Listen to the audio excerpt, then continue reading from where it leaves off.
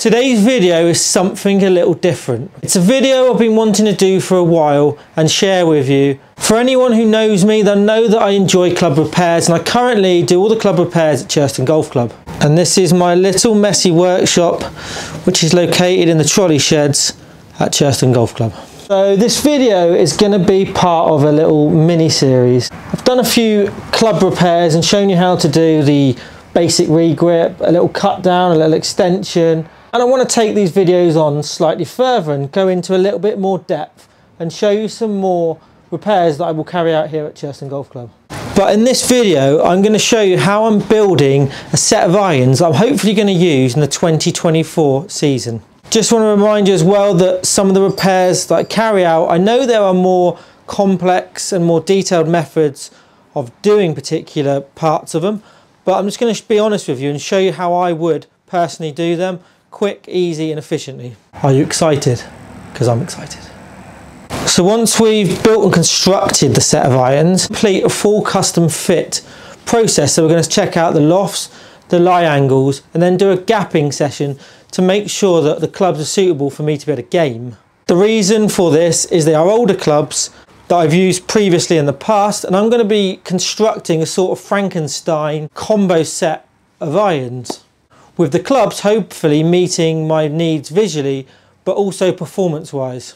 Anyway, that's enough waffle. Let's just get on with the repair. So I have 3 sets of irons here that I'm going to turn into one set, which might sound a bit extreme that I'm actually going to butcher 3 decent sets of irons. So this is the first set of irons that we're going to use, and it's the Nike Tiger Woods Victory Red irons. I gamed these in sort of 2011 to sort of 2013 just as I came back as an amateur golfer. I absolutely love these irons, but they are a full blade. I mean, look how beautiful that is. I don't think it gets much better than that. That is pure. This is the second set. It's a set of King Cobra forged MB and CB combo set of clubs with sort of the black KBS shafts. These are the clubs I used up until sort of 18 months ago, 2 years ago. Absolutely loved them. Issue I've got is they're probably not good enough to hit these clubs anymore. Again, that is a pure, beautiful looking blade. The third and final set is my Vapor Pro Nike irons that I used up until last summer. These were kindly sent to me by a subscriber. I absolutely love these irons, particularly the longer irons. I seem to hit them really good and get a nice flight on them. The lower irons, not so much, not so keen on. They're a little bit chunky for my sort of, well, for me visually.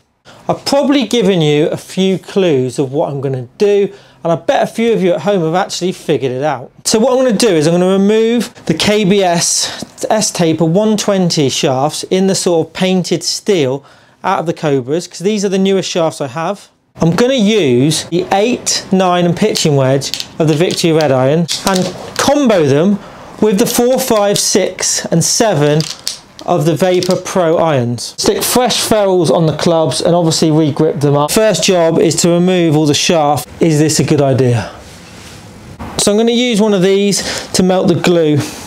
A lot of pros and club makers will probably use a blowtorch with a gas canister, but I don't find that particularly safe and feel more comfortable using the heat gun.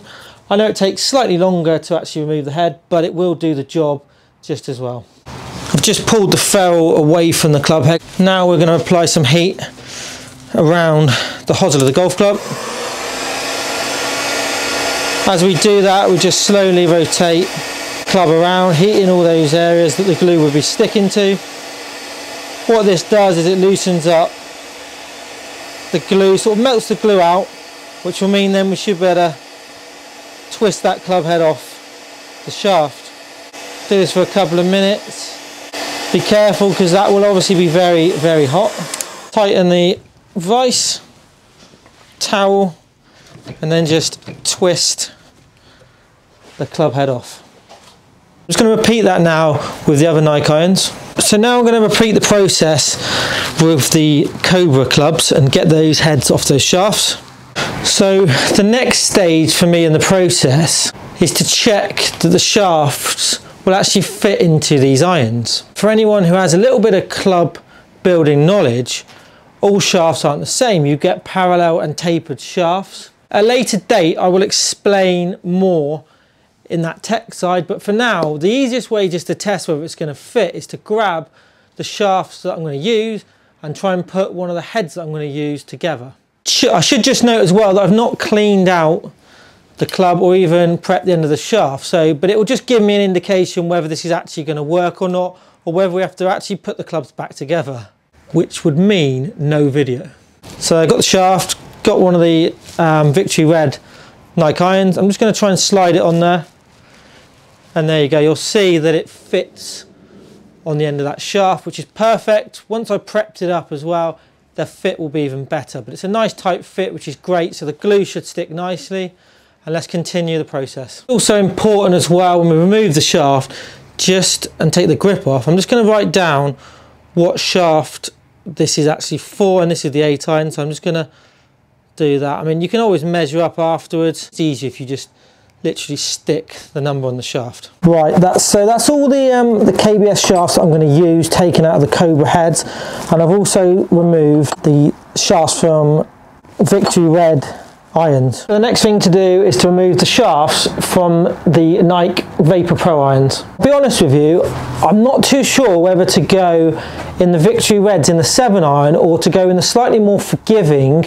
Vapor Pro iron. I'm still a little bit, I'm not too sure. I feel like I could handle the 7 iron in the Victory Red if I'm swinging it well and hitting it well, but I think maybe that little extra forgiveness may help me in the long run. So I will remove both heads before making a decision of which one to use, but at the moment I think I'm swaying towards Vapor Pro 2 down to 7 iron and just going 8, 9 and wedge in the Victory Red irons. I'm going to state on record now that if this doesn't work, I can put it all back together. I know it's going to take me a bit of time, but I'm not ruining as many clubs as it actually appears. I've now removed the heads from the shafts of the Vapor Pros. Next stage is to clean out inside the club heads, just to remove any excess glue. If you leave that in there, the possibility that the new glue might not stick to the new shaft, and we might have some flying golf clubs, which is not what we need or what we want, particularly if we're playing a tournament. So I find this the easiest way to start it off. Just literally stick drill bit in the vise and then just turn that club round, sort of taking off any of the extra glue. You can actually see excess glue, you can see that, the dry glue now being removed, and that's the first process. So I'll do that with every single iron. What you can do as well is get a little bit of sandpaper and wrap it round the drill piece, and then that way as well it will just take off any of the excess glue or liquid or anything that's inside the club head, just to clean it up again. I've actually got a tool somewhere, but I can't find it, which has basically got like wire wool inside or wrapped around, similar to what the sandpaper will do, but it's actually made for that job, but obviously I can't find it. Next job is to remove the old ferrules from the shafts we're going to use, so I'm just literally going to cut all them off. Make sure as well that there's no air pocket inside the actual shaft. Sometimes there's glue, or there could even be like a little weight in the bottom of the shaft, so I'm just going to make sure that's clear. Same as the top bit, I'll remove that tape in a minute. When you put the shaft into the head, if there's any sort of closure, it acts as a bit of a vacuum, and what happens is it'll try and push its way off, and we don't want that to happen. We want it to set, and it needs to be left for sort of overnight, sort of 8 to 12 hours for it to properly set the glue.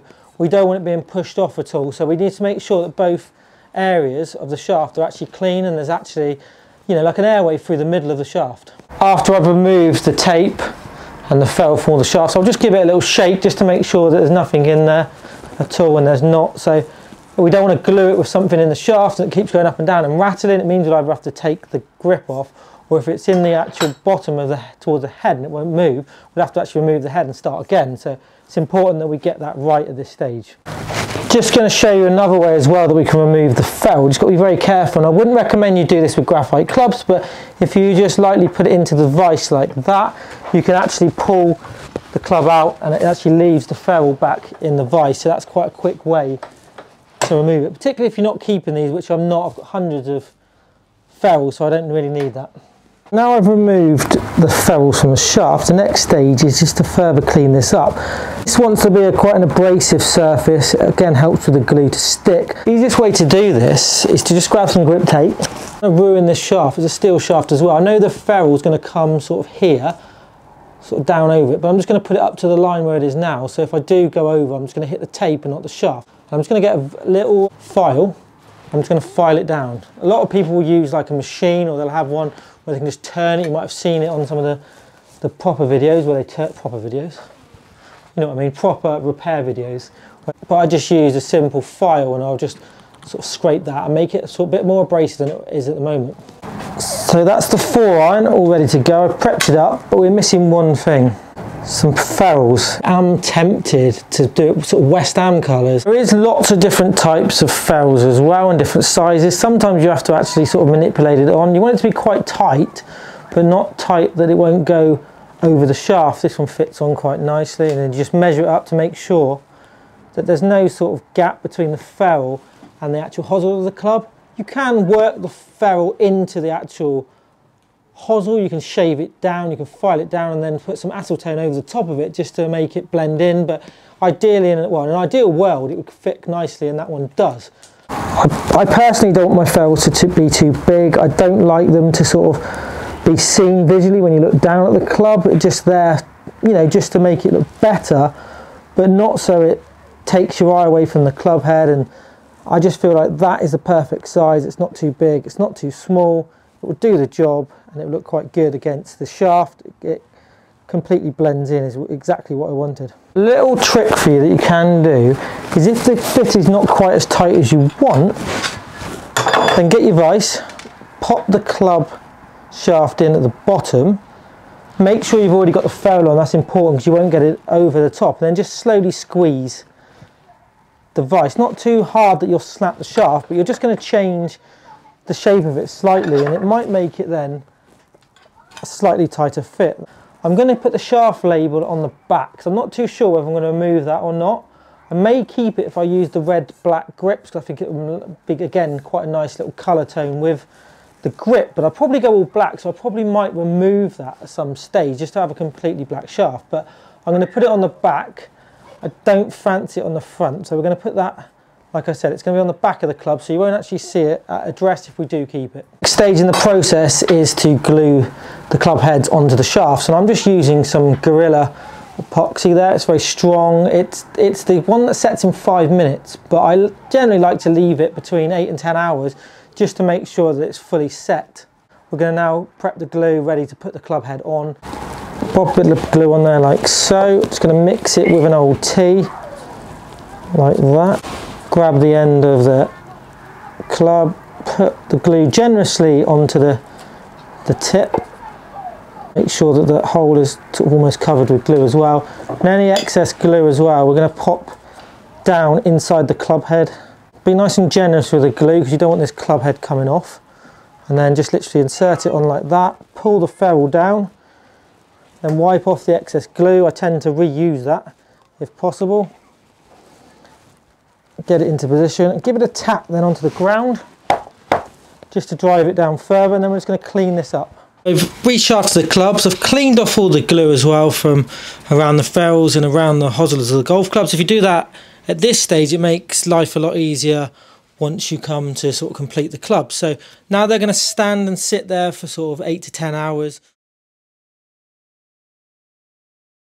Got in from playing golf, and now we're going to go in and finish off the building of the irons.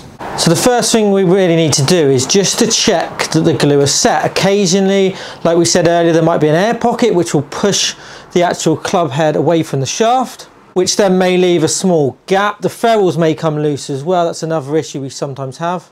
And finally, just to make sure the shafts are in the way we would want them correctly and they're not twisted. They do have a shaft label on them, and I would like the option of deciding whether we keep that there or whether we heat it off and make the shaft completely black. So let's have a little look at how they've set overnight. I've had a quick look, and all the ferrules are nicely sort of positioned against the actual hosel of the golf club. There's no marks on them. There's a little bit of glue which I will clean up with some white spirit later. If we hold the clubs all at address, I can't see the red label, and that was a concern for me, that I'd be able to see that. It might have twisted slightly. So I'm happy with the build. What I'm going to do now is just test the irons, and I'll pop them into the vise. It's a steel shaft, so I'm going to just try and sort of manipulate it, give it a bit of a pull, give it a bit of a twist to see whether that club is nicely secured onto the shaft. If it's not, I'm blaming the glue. So I've tightened the vise around the shaft. It's in there securely. I'm just going to try and twist it off and move it round. Don't do this with graphite. Steel's fine. Steel's less brittle than what graphite is, and that's on there nicely. That's not coming out and it's not going anywhere. I'm quite confident that when I hit that, the head's not going to come flying off. The next stage is to regrip the clubs, and I've just got some Golf Pride Tour Velvets.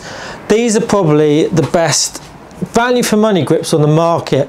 What I'm going to do as well is I'm actually going to put the label, the Golf Pride label, on back to front, so when we look down, again, it will be a complete black finish.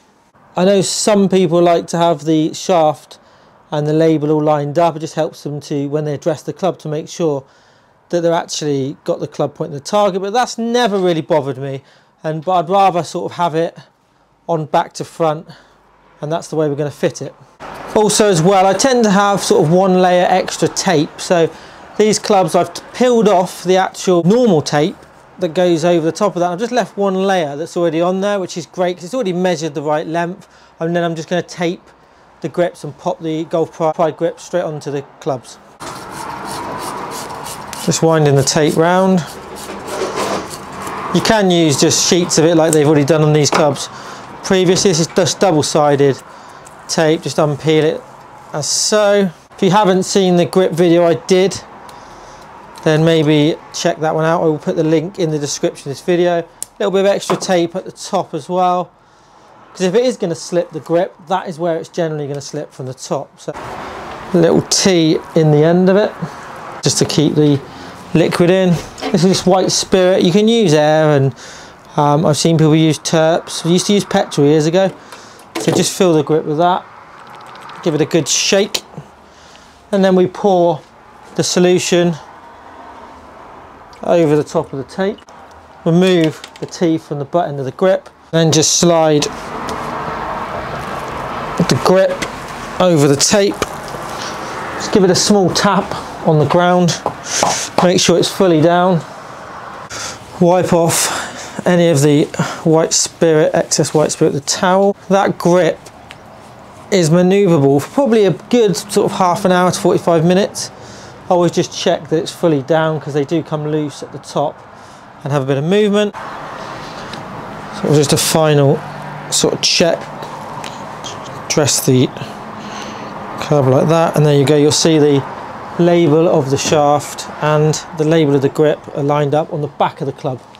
So that is the view down the grip as we address the ball. I'm just going to now re-grip the other sort of 6 remaining golf clubs exactly the same way, and then I'll come back and continue the video when we've completed that process. So as I'm just cleaning up the clubs, I've done all the grips. What I'm going to do is I'm actually going to remove this shaft sticker. I don't really need it on there. It's not serving any purpose. I know what shafts they are, and I just think it'll look better being all black. I'm going to get that heat gun back on it just to melt the glue off the label and just pull the labels off. Just applying a small amount of heat over the label. It just makes it easier. You could, if it was on steel, you could just scrape it off and then put white spirit over the top, but this is slightly easier. Just be careful it's not too hot, but that should be enough glue, enough heat to remove the label, and it will just peel off. A little bit of white spirit on the old cloth, and then just wipe over again over the glue. You wouldn't even know that there was a label had been on the shaft. So all the grips fitted onto the clubs. They will sit there now for sort of 1.5 to 2 hours before they're fully set and ready to use. So I've just cleaned the clubs up, pop a little bit of white spirit on them. The last thing I just will mention, and if I hold one of the Victory Red clubs up, you'll notice some sort of infill, colouring infill. So you've got the black tick, you've got a little red line here, you've got a red TW logo, and then a black red VR here. I might put some paint stripper on and actually take this colouring out and either redo the colouring or leave it blank. Only because if I hold up the Vapor Pro, you'll see we've got like I guess it's a fluorescent yellow inlay, a bit of black here. So I might take that out as well and eventually sort of match the colours in. Choose a colour, maybe black, or even completely keep it clear. But I'll wait till I've tested these irons out further before I do any changes, because I don't want to basically ruin 2 sets of golf clubs. But at this stage, that is the build complete. I'll be honest with you, I'm not entirely sure what lie angles are on these clubs or what lofts. I have altered them over the years and my memory is not as good as it was, so I don't really know what the lie angle or what the lofts are. So the next stage, I'll actually go and do a little gap test with these golf clubs. I will check the lofts, the lie angles, see what gapping we have between the sets. There's obviously going to be a slight variation between the 7 iron, which is in the Vapor Pro, and the 8 iron, which is in the Victory Red irons. I would expect the lofts to be one to be weak, one to be strong, so we'll have to consider whether there's a gap there and whether we need to alter lofts as well as lie angles. So that will be sort of part 2 of the build and iron set. Hope you've enjoyed this video. If you do like the video, remember, hit that subscribe button, like this video and comment below. All comments are answered. Thanks for watching. Welcome to the channel. If you like what you're seeing, please remember to hit that subscribe. Welcome to the channel. If you like what you're seeing with these videos, please remember to hit that subscribe. If you're liking what you see,